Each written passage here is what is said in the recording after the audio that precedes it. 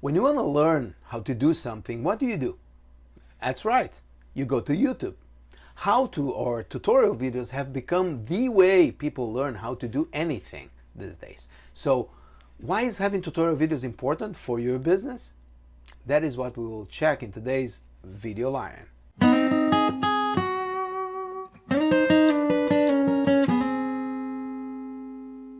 When we think about growing a business, we immediately think about reaching more people and doing more sales, and that is still correct, but what about customer retention and satisfaction?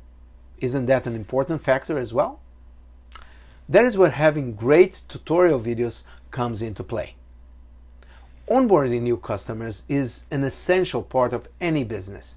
You want them to learn how to use a platform or your product or to know your process. But above all, you want them to have a great experience.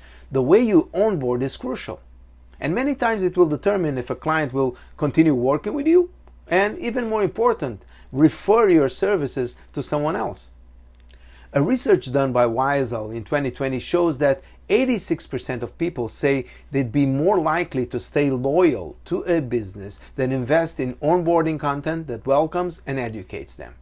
And regarding video, 97% of people think that video is an effective tool to welcome and educate new customers. And 65% of customers say that video is their favorite way to get to know how to use a product or a service. So, it seems that video tutorials are more than a nice to have for a business, but an essential tool to retain and grow your customer base. Having that in mind, it is important to put some thought into planning and creating these videos. As much as they may usually cover technical issues, it's important to make them engaging. Remember two important points. You want your customer to learn, and you also want them to enjoy the experience. So, make sure your video tutorials look and sound good. To help you, here are a few tips. Number one, create a script. Don't wing it. Write it as a script and try to make it as short and clear as possible. You don't want your tutorial to be long or confusing. Number two, shoot it properly. If your tutorial involves a physical demonstration, make sure to shoot it properly with good lighting and good audio. And give close-ups to details that are important. Even if most of the video is a screen capture of an online platform or a piece of software being used, you should do that screen capture on the highest resolution possible. And of course, follow your script. Number three, edit it.